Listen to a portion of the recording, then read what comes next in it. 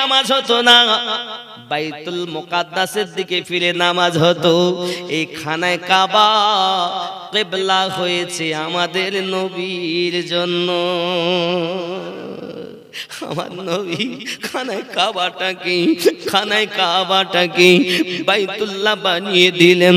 আমার নবীর ওসিলাতে আল্লাহ পাক বানিয়ে দিলেন। শোনা, ওই নবীকে চিনলে নাও, ওই বাইতুল্লাহর মধ্যে মাওলায়ে কায়নাত শেরে খোদা কারামাল্লাহু ওয়াজহুল কারীম জন্ম নিয়েছেন। বাবা, এই সোনা মানিকেরাও খেয়াল করুন না কেন, হযরতে আলী রাদিয়াল্লাহু তাআলা মায়ের নাম হলো ফাতেমা বিনতে আসাদ। ফাতেমা বিনতে আসাদ, এই ফাতেমা বিনতে আসাদ গর্ভবতী। ওনার স্বামীর নাম হযরতে আবু তালিব। জোরে বলুন সুবহানাল্লাহ। যুবক রে সোনা মানিক আমার, মক্কা নগরের প্রথা হলো প্রতি বছর বড় মেলা লাগে কাবার নিকটে। সবাই খানায় কাবা তপ করে। এখন যেমন ঘেরা দেখছেন, তখন ঘেরা ছিল না রে বাবা। চতুর্দিকে ফাঁকা বালু আর বালু, আর ওই জায়গাটায় একটি ঘর। যুবক রে আমার, সবাই যখন ওখানে মেলা লাগিয়েছে, ওই মেলাতে ফাতেমা বিনতে আসাদও গিয়েছেন। যাওয়ার পরে খানায় কাবার মধ্যে 360টি মূর্তি আছে। কয়টা? 360টি মূর্তি।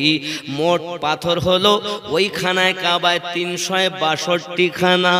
যুবক রে আমার, 360টি ছিল মূর্তি, আর একটা পাথরের নাম হাজরে আসওয়াদ, আর একটা পাথরের নাম মাকামে ইব্রাহিম। জোরে বলুন।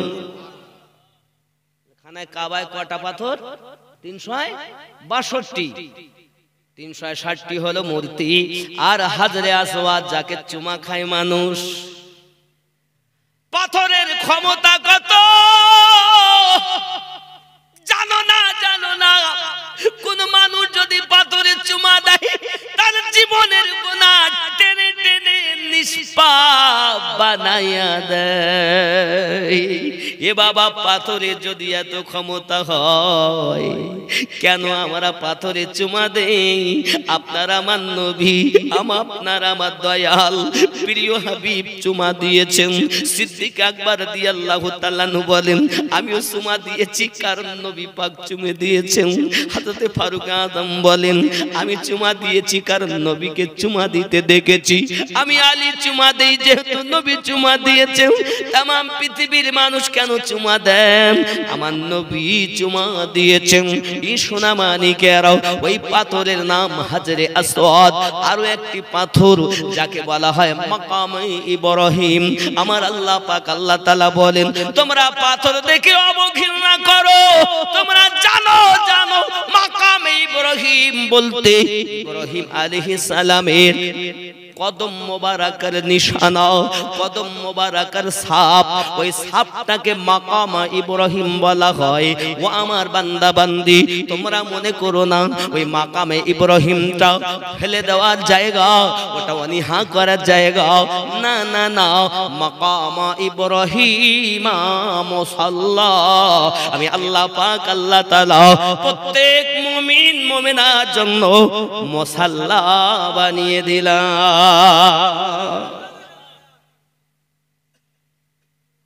ঠিক নেই সব দলিল। যদি না বোঝে কি করবো? খেপাকে চামড়ার গন্ধ শোকা অভ্যাস, হঠাৎ যদি আতর বাক্স খোলা হয় তার তো খারাপ লাগবেই। আর হক কথা, আল হাক্কু মুররুন, সত্য কথা বড় তিতো।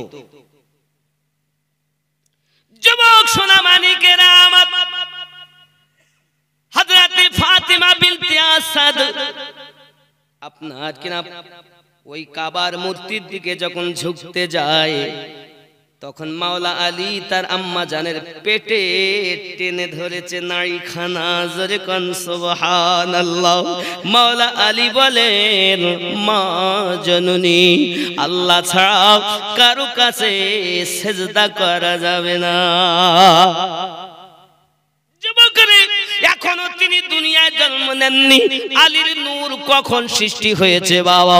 যখন আমার আল্লাহ পাক আল্লাহ তাআলা আসমান বানাননি, জমিন বানাননি, চাঁদ বানাননি, সূর্য বানাননি, লৌহ বানাননি, কলম বানাননি, রাত বানাননি, দিন বানাননি, ৮০,০০০ আলাম ১৮,০০০ মাখলুকাতের কোনো সায় ছিল না। আল্লাহ তখন নিজ নূর হতে আমাদের নবীর নূর মোবারক আলাদা করলেন। আর আমার ওই নবী পাকের নূর মোবারকার সঙ্গে আরো 4টি নূর বানিয়েছিলেন। একটি নূরের নাম ছিল মাওলা আলী, আর একটা নূরের নাম ছিল হযরতে খাতুনে জান্নাত, আর একটা নূরের নাম হাসানে পাক, আর একটা নূরের নাম হোসাইনে পাক। জোরে বলুন সুবহানাল্লাহ। যুবকরে আমরা যারা নামাজ পড়তে যাই ও আলা আলে, এজন্য বলি ও আলা আলে মুহাম্মদ, আমার নবীর আলা ওলাদ, আমার নবীর আওলাদ আহলে বায়াত বিহীন আল্লাহর ইবাদত হবে না। এবার আপনার প্রশ্ন থাকতে পারে, হুজুর আপনি কেমন কথা বলতেছেন, এই কথা কেমন বলতেছেন? আল্লাহ প্রথম বানিয়েছেন। জি হ্যাঁ, শুধু তাই নয়, চলুন না আরো এগিয়ে যাই। আল্লাহ পাক আল্লাহ তাআলা বললেন, হে জিবরাইল মাটি আনো। জিবরাইল আলাইহিস সালাম পারলেন না, মিকাইল আলাইহিস সালাম পারলেন না, আজরাইল আলাইহিস সালাম মাটি নিয়ে গেলেন। বাবা মাটি থেকে একটা দেহ তৈরি করা হলো, 60 গজ লম্বা, 36 হাত চওড়া। যখন আল্লাহ পাক আল্লাহ তাআলা ওয়া নাফাকতু ফীহি রূহি, আল্লাহ পাক যখন রূহ ফুৎকেরে দিলেন, রূহ দেওয়ার পরে ওই রূহ আর ভিতরে থাকে না, বাইরে বার হয়ে এসে বলছে, আল্লাহ এত অন্ধকারে থাকা যায় না। আল্লাহ আমার আল্লাহ পাক আল্লাহ তাআলা সঙ্গে সঙ্গে আমাদের নবী পাকের নূরে মোবারক এনে আদম নবীর কাছে চমকিয়ে দিলেন। আদম নবী চোখ খুলেছেন, চোখ খোলার পরে দেখেন একটি নূর, দুটি নূর, তিনটি নূর, 4টি নূর। আল্লাহ গো, আমি যদি প্রথম মানব হই, আমার আগে নারা কারা? আমার আল্লাহ বলেন, আদম এই নূর যদি না বানাতাম আমি আল্লাহ তোমাকেও বানাতাম না।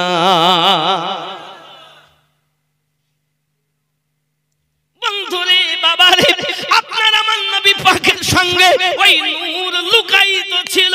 আমার নবীর নূরকে আমার আল্লাহ পাক আল্লাহ তাআলা কখনো ময়ূর আকারে রেখেছেন। ময়ূরের মাথাতে টোপ আছে, দেখবেন এই টোপটা হলো আলী পাকের নূর। ময়ূরের গলাতে মালা আছে, দেখবেন এই মালা হযরতে খাতুনে জান্নাত আম্মা জান ফাতিমাতু জোহরার নূর। এ বাবা ময়ূরের কানে 2টি দুল আছে, দেখবেন একটি দুল হাসান পাক আর একটা দুল হোসাইনে পাক। আমার আল্লাহ আমার নবীর নূরের মধ্যে আহলে বায়াতের নূর লুকিয়ে রেখেছেন। জোরে বলো, এই নূর আমার আল্লাহ পাক আল্লাহ তাআলা আদমের কাছে চমকিয়ে দিলেন। আদম নবী নূরময় হয়ে গেল। হে বাবা সোনামানিকেরা, এমন সময়তে আদম আলাইহিস সালাম থেকে ওই নূর আপনার কিনা শীশ আলাইহিস সালামের কাছে এসেছে। ওখান থেকে মুতাওয়াসসালাক, ওখান থেকে লামাক। এ বাবা এমনি করে হতে হতে ওই নূরটা আপনার কিনা নূহ নবীর কাছে, ওই নূর এসেছে ইব্রাহিম নবীর কাছে, ওই নূর এসেছে ইসমাইল নবীর কাছে। এক কথায় বাবা খুব ভালো করে বুঝুন, আল্লাহ পাক আল্লাহ তাআলা আদম নবীকে বার করে দিলেন জান্নাত থেকে হাওয়া আলাইহিস সালামকে দিলেন, আমাদের আম্মা জানকে দিলেন এক জায়গায়, আব্বা জানকে দিলেন এক জায়গায়, বাবা শরণদ্বীপে দিলেন, জেদ্দাতে দিলেন। ইবলিসের যে ধোঁকা ছিল, ইবলিস কোথায় এসেছে? নাদন ঘাটে। কোথায়? নাদন ঘাট, ইউপির মধ্যে নাদন ঘাট। এই নাদন ঘাটে ইবলিস এসেছে। তাহলে বাবা আমার ইবলিসের জায়গায় যারা যাবে তারা ইবলিস ওয়ালা জ্ঞান পাবে, আর যারা মাওলা পাকের কাছে যাবে তারা হোসাইন ওয়ালা জ্ঞান পাবে। যুবকরে, তোমার জন্য নাদন ঘাট ভালো, আমাদের জন্য সেটা ভালো নয়। খেয়াল করে দেখুন, এখন বাবাজি আমার আমার আদম আলাইহিস সালাম কাঁদতেছেন, হাওয়া আমার আম্মা কাঁদতেছেন, মোটে তাদের দোয়া কবুল হচ্ছে না। রব্বানা যালামনা আনফুসানা ওয়া ইল্লাম তাগফির লানা ওয়া তারহামনা লানাকুনান্না মিনাল খাসিরিন। আল্লাহ আমি জুলুম করেছি, আমি অত্যাচার করে ফেলেছি, আমি ক্ষতিগ্রস্তদের অন্তর্ভুক্ত হয়ে গেছি, আল্লাহ আমাকে মাফ দিয়ে দেন। আল্লাহ মাফ করেন না। একদিন নয়, 2 দিন নয়, 3 দিন নয়, 350 বছর আদম নবী কান্না করেছেন। আমার আল্লাহ পাক আল্লাহ তাআলা বলেন, আয়ে জিবরাইল, আয়ে জিবরাইল, আদম নবীর দোয়া কবুল হবে না, আদম নবীকে শিক্ষা দাও, আদম নবীকে শিক্ষা দাও। কি শিক্ষা দেবে? যে নূরগুলো আদম নবী চোখ খুলে দেখেছেন, ওই নূরের ওসিলা না দিলে আমি আল্লাহ আদমকে মাফ দিতাম না। আল্লাহর ফেরেশতা জিবরাইল আমিন এসে হাজির হয়ে গেলেন। আয় আল্লাহর নবী আদম আলাইহিস সালাম, আপনি আল্লাহ পাকের কাছে দোয়া করুন, আল্লাহুম্মা গফিরলি, আল্লাহ আমাকে ক্ষমা করে দেন। ও মুহাম্মাদিউ, আল্লাহ মুহাম্মদ সাল্লাল্লাহু আলাইহি ওয়াসাল্লাম ওসিলায়, ওয়া আলিয়াও ওয়া ফাতিমাও ওয়া হাসানাও ওয়া হুসাইনাও, আল্লাহ আমি আদমকে maaf করে দাও, মুহাম্মাদের ওসিলায় আমাকে maaf করে দাও, আলীর ওসিলায় আমাকে maaf করে দাও, ফাতেমার ওসিলায় আমাকে maaf করে দাও, হাসানের ওসিলায় আমাকে maaf করে দাও, হুসাইনের ওসিলায়।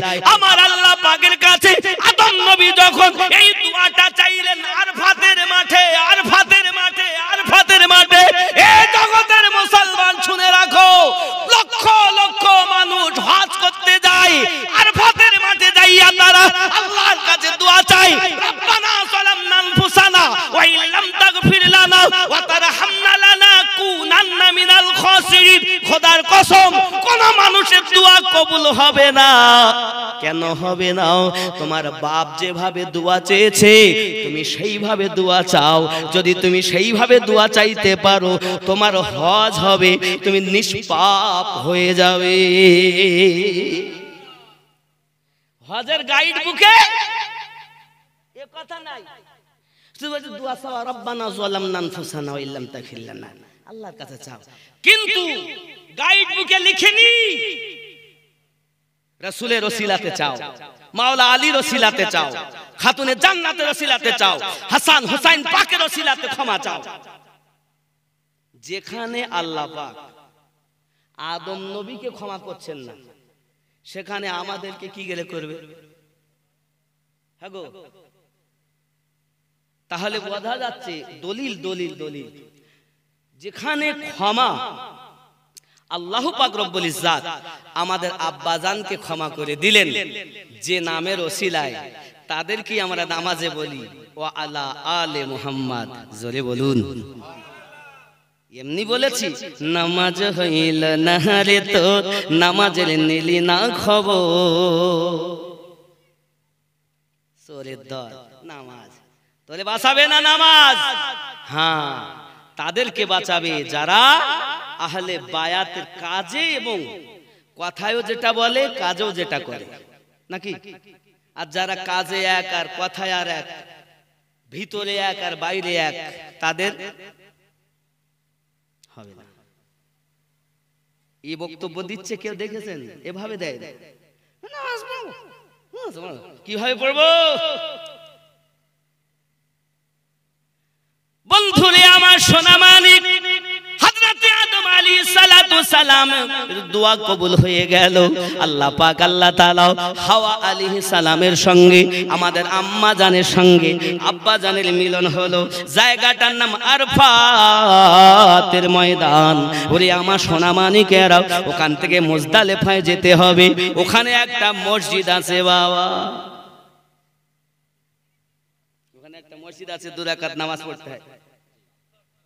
মসজিদে নামারা, খেয়াল করবেন, ওই মসজিদে আপনার আমার 2 রাকাত করে নামাজ পড়তে হবে। কিভাবে নামাজ পড়তে হবে? এখানেও চুরি করে। খুতবা যে দিয়েছিলেন, কি খুতবা যেটা নবী দিয়েছেন সেটা দাও, এরা উল্টোটা বলে।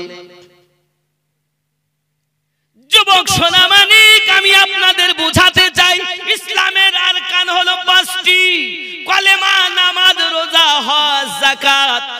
গরিবের জন্য 3টি কলেমা, নামাজ রোজা, ধনীর জন্য 5টি। এখন ইসলামের 5টি আরকানে কলেমা।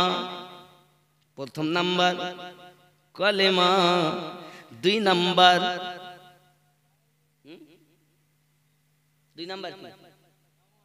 নামাজ। বাবা কলেমা, নামাজ, রোজা, হজ, যাকাত, নাকি 5টি। তাহলে কলেমা যখন শুদ্ধ হলো, কলেমা কি বললেন? লা ইলাহা ইল্লাল্লাহু মুহাম্মাদুর রাসূলুল্লাহ সাল্লাল্লাহু আলাইহি ওয়াসাল্লাম। লা ইলাহা ইল্লাল্লাহ নবীর বাণী, মুহাম্মাদুর রাসূলুল্লাহ সাল্লাল্লাহু আলাইহি সাল্লাম আল্লাহর বাণী। জোরে বলুন। কলেমার ভেদ শোনো বাবা,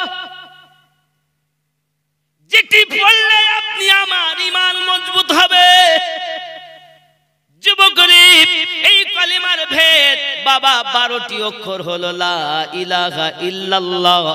নেই কোনো মাবুদ, নেই কোনো ইবাদতের উপাস্য, কোনো ইলাহা নাই আল্লাহ ব্যতীত। এ সোনা মানিকেরা কোনো নোক্তা নাই। মুহাম্মাদুর রাসূলুল্লাহ সাল্লাল্লাহু আলাইহি ওয়াসাল্লাম 12টি অক্ষর, কোনো নোক্তা নাই। 24টি অক্ষর। দিন রাত কয় ঘন্টা? দিন রাত 24 ঘন্টা। আল্লাহর নামে 12 অক্ষর, নবীর নামে 12 অক্ষর। এই 24 অক্ষরে 24 ঘন্টা। জোরে বলুন। যুবকরে সোনা মানিক আমার, ভালো করে বুঝে নাও, আল্লাহ পাকের কোনো শরীক নাই, আমার নবী পাকের কোনো ছায়া নাই। জোরে বলুন। রাগ হচ্ছে, রাগ হচ্ছে? আব্বা আমার, বুঝে যান, বুঝে যান, বুঝে কবরে যান, ঈমান মজবুত করে যান। ঈমান মজবুত হলে আমলের দাম আছে, আর ঈমান যদি আপনার মজবুত না থাকে, 1 পয়সা আপনার আমলের দাম নাই। বন্ধু বাবাজি আমার, খেয়াল করুন। এখন আমি মাওলা আলী পাকের জীবন বলতেছিলাম, খানায় কাবায় জন্মর কথা বলতেছিলাম। বলবো না? ছেড়ে দেবো? এটা বলবো? রাগ হয়নি সত্যি? এত ঠান্ডা, এত ঠান্ডা, বাড়ি দিতে হবে। আব্দুল্লাহর ওই বাড়িতে নূরি মেলা লেগেছে, আব্দুল্লাহর ওই বাড়িতে। জোরে বলুন সুবহানাল্লাহ। আব্দুল্লাহর ওই বাড়িতে নূরি মেলা লেগেছে, আব্দুল্লাহর ওই বাড়িতে। আব্দুল্লাহর ওই বাড়িতে নূরি মেলা লেগেছে, দলে দলে চারিদিকে, দলে দলে চারিদিকে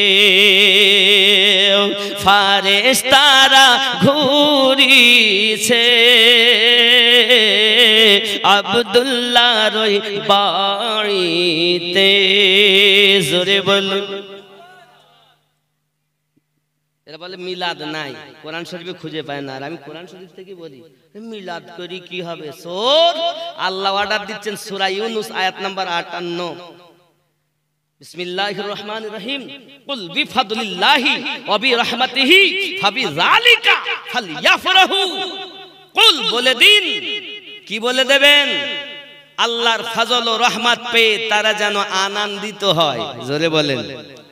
আল্লাহ বলছেন আনন্দিত করতে। আল্লাহ বলছেন জিবরাইল 1 লক্ষ ফেরেশতা, মিকাইল 1 লক্ষ ফেরেশতা, ইসরাফিল 1 লক্ষ ফেরেশতা, আজরাইল ফেরেশতা অপেক্ষায়। আল্লাহ বলেন আজরাইল তুমিও 1 লক্ষ নিয়ে যাও। আল্লাহ যদি কারোর মৃত্যু হয়, বলে আজ আর কারোর মৃত্যু হবে না, কারণ আমার হাবিব দুনিয়ায় আসবে। জোরে বলেন। ফেরেশতারা এসে সব লাখ লাখ নিয়ে আব্দুল্লাহর বাড়ি ওখানে মেলা লাগিয়েছে। জোরে বলেন। ওটাই গজল হচ্ছে। আব্দুল্লাহর ওই বাড়িতে, আব্দুল্লাহর ওই বাড়িতে নূরি মেলা লেগেছে, আব্দুল্লাহর ওই বাড়িতে নূরি মেলা লেগেছে দলে দলে চারিদিকে দলে দলে চারিদিকে ফারেশতারা ঘুরিছে আব্দুল্লাহর ওই বাড়িতে জোরে বলুন আব্দুল্লাহর ওই বাড়িতে নূরি মেলা লেগেছে দলে দলে চারিদিকে ফারেশতারা ঘুরিছে জোরে বলেন চলো যাব মদিনাতে দয়ার নবীর দেশেতে চলো যাব মদিনাতে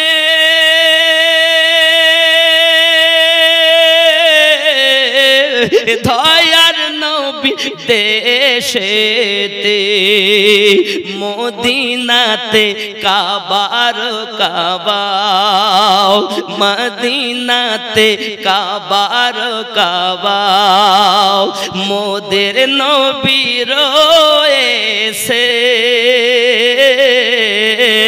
আব্দুল্লাহর ওই বাড়িতে নূরি মেলা লেগেছে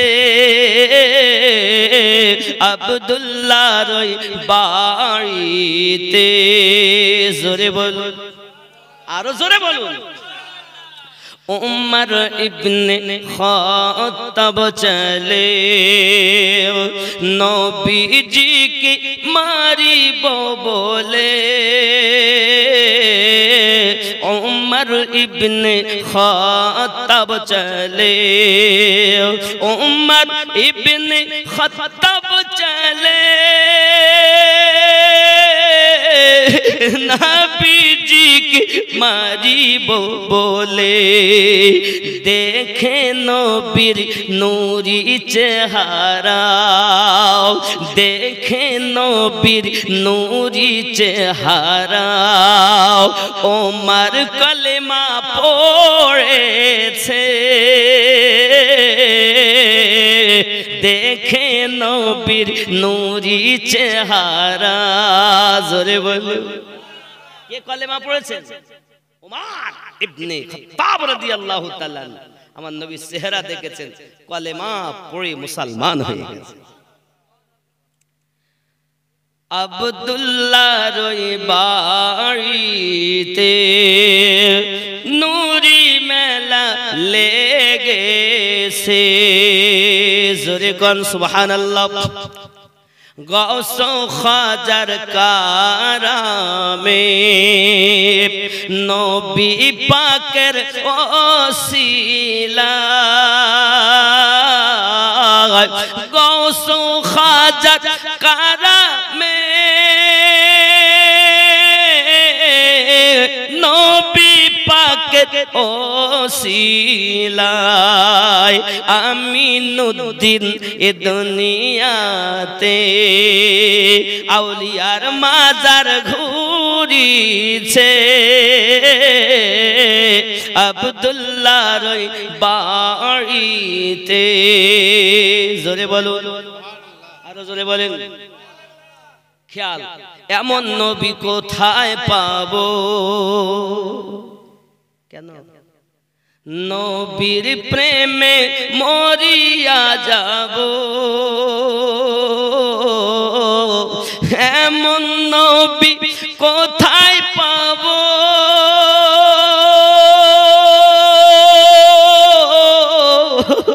নবীর প্রেম মরিয়া যাব বুকে পাথর নিয়ে দেখো হযরত বেলাল বলিছে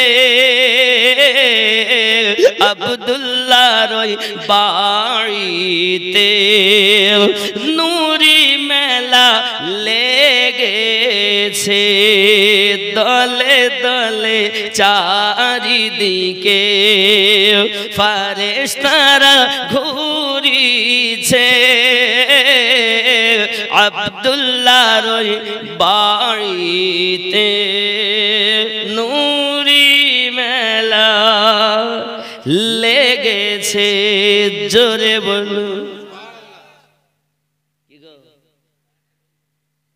কি একদিন তো আমি মরবো কেন মরার আগে মরল যারা ঘুম হতে জাগিল তারা এদেরকে বলিও না মরা ইহা কোরআনের বচন মরার আগে মরো নিজেকে ধরো আমি কে বাবা আমিনুদ্দিনকে চেনো যুবকরে অবশ্যই আপনাদের আশার চেষ্টা করব পূর্ণ করার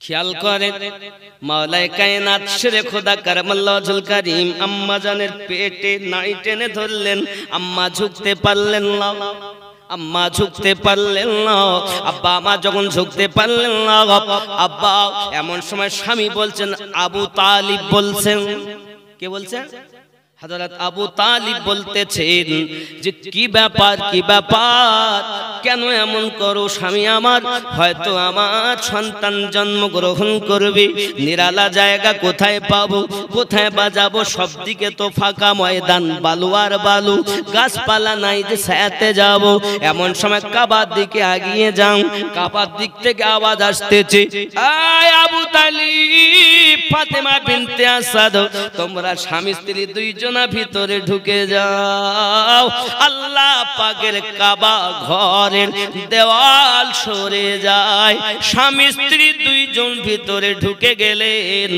আবার সঙ্গে সঙ্গে দেওয়ালটা জোড়া লেগে যায় সোনা মানিক এখনো দেওয়ালটা সম্পূর্ণ চিপকে যায়নি এখনো ফাটা চিহ্ন আছে এ সোনা মানিকের বছরে একবার খানায় কাবার গেলে আপনার তোলা হয় সাফ করা হয় আপনি যদি ওই সময় কাউকে নিকটে যেতে দেয় না বাবা যদি আপনি নিরি করে দেখেন সোনা মানিক আমার তাহলে বুঝতে পারবেন এখনো তার ফাটা চিহ্ন রয়ে গেছে বাবা এটাই হলো আমার মাওলায়ে কায়নাতের দুনিয়ায় জন্ম নেওয়ার আগেই কারামাত দয়ার রাসূল দুনিয়া জমিনে আছেন একটু দরুদ আল্লাহুম্মা সাইয়্যিদনা মাওলানা মুহাম্মদ ওয়া আলা আলি সাইয়্যিদনা মাওলানা মুহাম্মদ নবী পাককে জিজ্ঞাসা করে আপনি যদি নবী হন চন্দ্র দ্বিখণ্ডিত করে দেন আপনার আমার নবী উংলি মোবারকার ইশারা করে দিয়েছেন আকাশে চন্দ্র দুভাগ হয়ে গেছে জোরে বলুন আবার যখন নবীর অর্ডার পেল সঙ্গে আপনার সঙ্গে সঙ্গে চাঁদ এক জায়গায় হয়ে গেল এখনো ফাটা দাগ আছে এটা আপনার আমার নবী পাকের মুজিজা মাওলা আলীর জন্য কারামাত চুরি কন্যা সুবহানাল্লাহ এ সোনা মানিকের খানা কাবার ভিতরে মাওলা আলীর জন্ম হলো 13ই রজব কি মাসে রজব মাসের 13 তারিখ আজ কাবার দিকে ফিরে নামাজ পড়ছেন না ওই ঘর কাবা মাওলা আলীর জন্মভূমি তুমি পাথরের দিকে ফিরে নামাজ পড়ো মাকাম ইব্রাহিম মুসাল্লা খানায় কাবার দিকে ফিরে নামাজ পড়ো সেটা একটি পাথরের ঘর আল্লাহ বলেন সেটি আমার ঘর শুধু ঘর নয় ওটা হলো মাওলা আলীর জন্মভূমি আতুর ঘর তুমি আহলে বায়াত মানবা না এখনো মানবা না তুমি মনে করো ইসলাম তোমার বাপের দেওয়া ধর্ম মাওলা পাকের জন্মভূমির থেকে ফিরে নামাজ পড়ি। খেয়াল করুন, উনি 13ই রজব জন্ম নিয়েছেন। জন্ম নেওয়ার পরই উনি আর চোখ মোবারকা খুলছেন না। হে বাবাজি, আমার চোখ যখন খুলছেন না, চোখ না খোলার কারণে মা পেরেশান, বাপ পেরেশান, উপায় কি হবে? কত রকম চেষ্টা করে, তাও বাবা চোখ খোলে নাও। সোনা মানিক আমার, ও বাবাজিরা আমার, চোখ বন্ধ, নাকে হাত দিয়ে দেখে বাবা আমার নিঃশ্বাস প্রশ্বাস আসা যাওয়া করছে। 13 তারিখ চলে গেল বাবা, রাত দিন গেল, রাত চলে এলো, রাত চলে গেল, 14 তারিখ হলো বাবা। 14 তারিখও পেরেশান, দেওয়াল তো সব দিক দিয়ে বন্ধ, বাইরে বার হতে পারে না, স্বামী স্ত্রী সন্তানকে নিয়ে পেরেশান হয়ে আছেন। 15 তারিখ হয়ে গেল, আমার আল্লাহ পাক বলেন জিবরাইল আমার নবী আছেন গারে হিরায়, যাইয়া বলেন যেন অবিলম্বে চলে যান, কারণ আমি আল্লাহ আলীর জন্ম কাবায় দিয়েছি।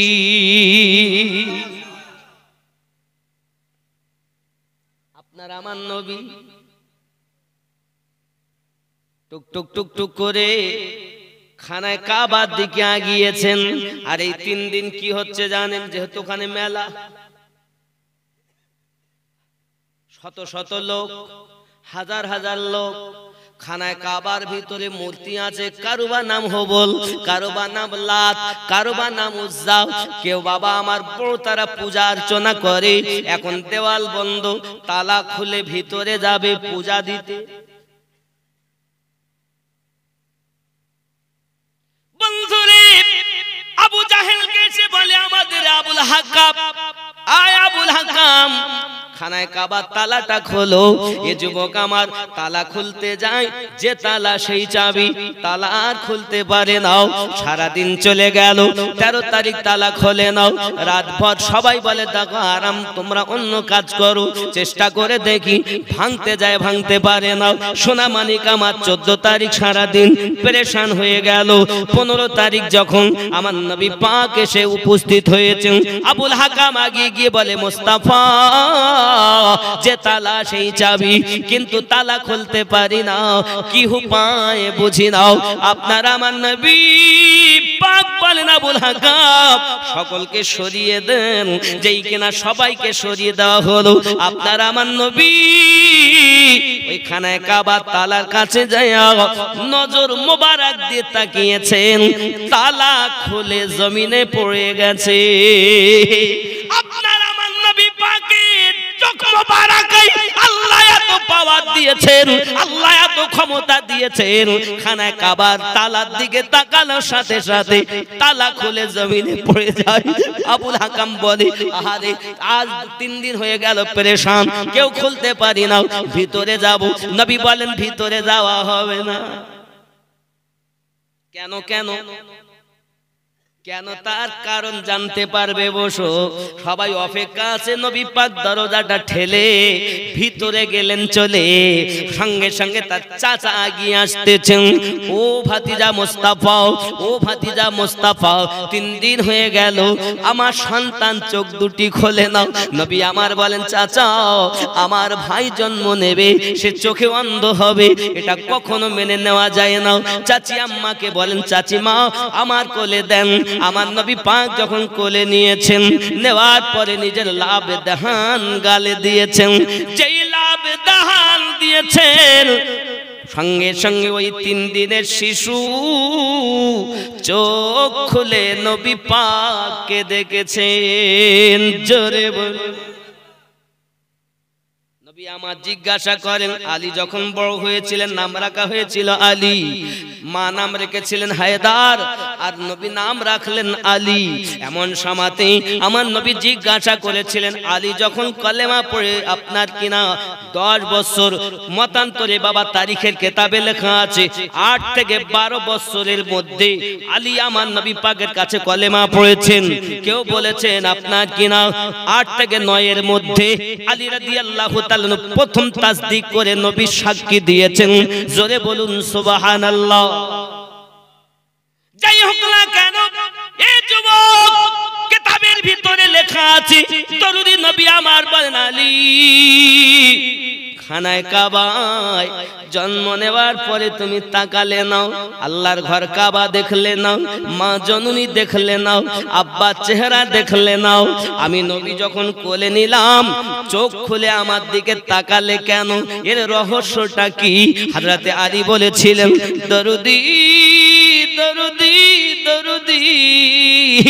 আমি রূহের জগতে আল্লাহ পাকের কাছে বলেছিলাম, আয় আল্লাহ, আমি দুনিয়ার জমিনে যাব, যাওয়ার পরে আমি আমার মায়ের মুখ দেখতে চাই না, আমি আব্বার মুখ দেখতে চাই না, দুনিয়ার কাউকে দেখতে চাই না। আমি যেন প্রথম নজর আমার নবীকে দিদার করতে পারি। ও আমার নবী গো, ও আমার দয়াল মোস্তাফা গো, আল্লাহ পাকের কাছে আমি রূহের জগতে ওয়াদা করি। আলী, এটা নাই তো আমি বুঝলাম ওয়াদা করেছো, কিন্তু তুমি তো 3 দিনের বালক, কিভাবে বুঝলে আমি নবী গিয়েছি? এখনো তো নবুয়ত এলান হয়নি, এখনো তো আল্লাহ এক বলে কেউ জানতে পারিনি আমি নবী, তুমি কেমন করে জানলে? হযরতে আলী রাদিয়াল্লাহু তাআলা আনহু বলেছিলেন, দরুদি, যেই খানায় কাবা দরজাটা আপনি ঠেলে দিয়েছেন, আমি আলীর নাকে নবুয়তের সুঘ্রাণ এসে গেছে।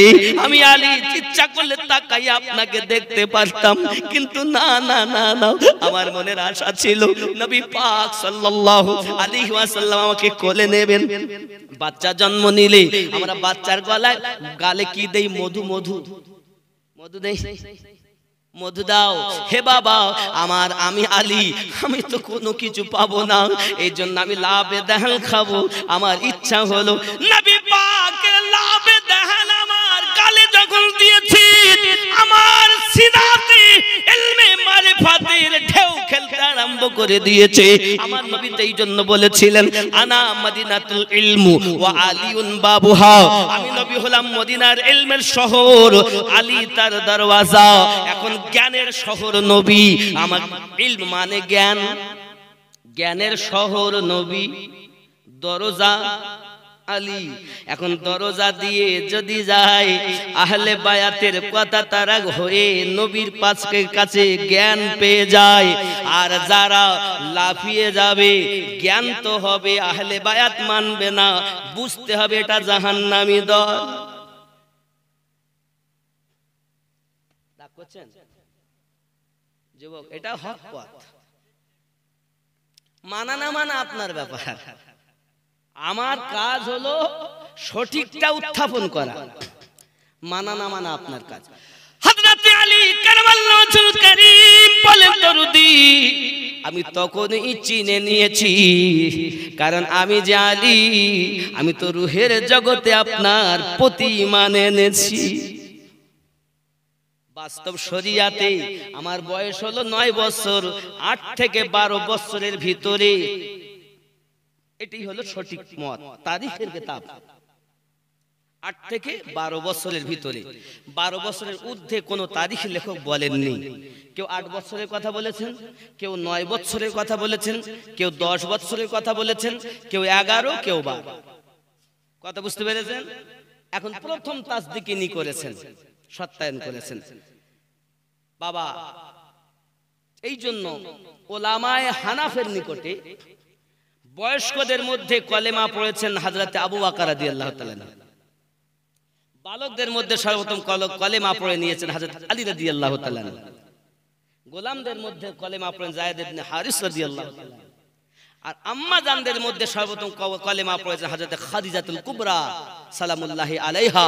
চিৎকার মেরে বলেন সুবহানাল্লাহ।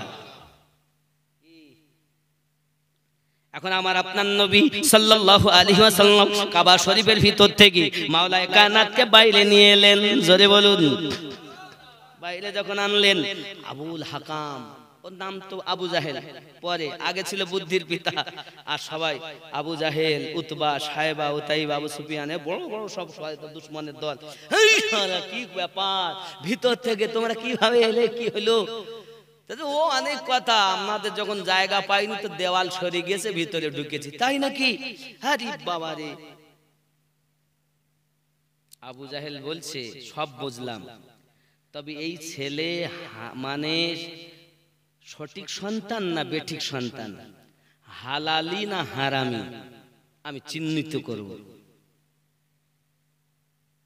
কিভাবে না, তো ওই সময় ওই যুগে নিয়ম ছিল যে সব বাচ্চা জন্ম নিত তাদেরকে কাবা শরীফের বাইরে শুইয়ে রাখা হতো।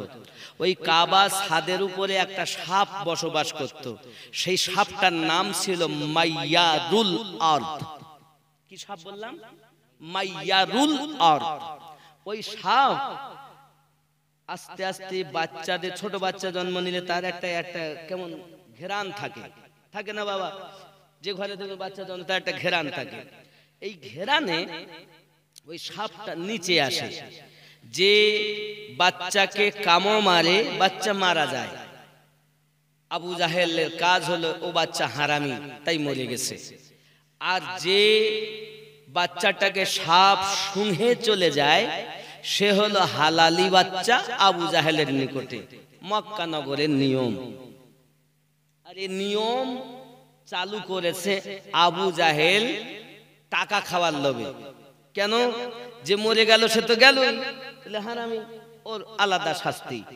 আর যারা বেঁচে গেল তার বাপ মায়ের কাছ থেকে উপটুকুন নিত আবুল হাকাম। শুধু উপটুকুন নিত না, শুনে চলে যাওয়ার পর এখন হবল, লাত, উজ্জা তিন দেবতার পায়ের নিচেতে একটু পানি দিয়ে আপনার গুলে মাটি এনে কপালে তিলক দিয়ে দিত। কে দিত? আবু জাহেল।